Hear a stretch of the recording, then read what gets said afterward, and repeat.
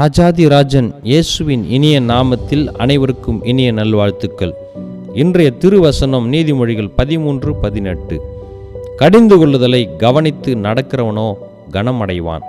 எனக்கருமையானவர்களே, இன்றைய காலகட்டத்தில் பலருக்கு பிடிக்காத வார்த்தை கடிந்து கொள்ளுதல்.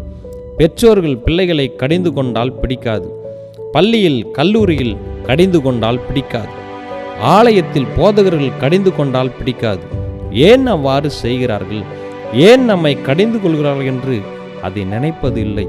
ஆனால் நாட்கள் சென்றோட, வருடங்கள் கடந்த பிறகு, ஐயோ, தகப்பனுடைய தாயினுடைய பேச்சுக்கும் கடிந்து கொள்ளுதலுக்கும் கீழ்ப்படியாமல் போனேனே, இப்போது கஷ்டப்படுகிறேனே, போதகரின் கடிந்து கொள்ளுதலை வெறுத்தேனே, இப்போது இது போன்ற கஷ்டமான சூழ்நிலையில் மாட்டிக்கொண்டேனே.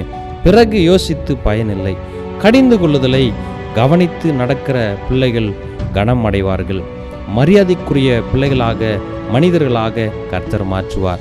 இப்போது கசக்கும், ஏற்றுக்கொள்ள மனம் இருக்காது, பின்னாளில் விளங்கும், அப்போது புரியும். தேவனுடைய வார்த்தையின் மூலமாக கடிந்து கொள்ளுதல் வந்தால் நாம் அதை அலட்சியம் பண்ணாமல் எச்சரிக்கையாக இருக்க வேண்டும்.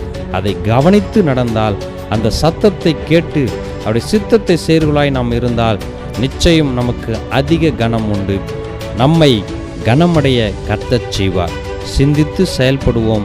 கர்த்தருடைய முழு ஆசீர்வாதங்களை பெற்றுக்கொள்வோம். ஆமென்.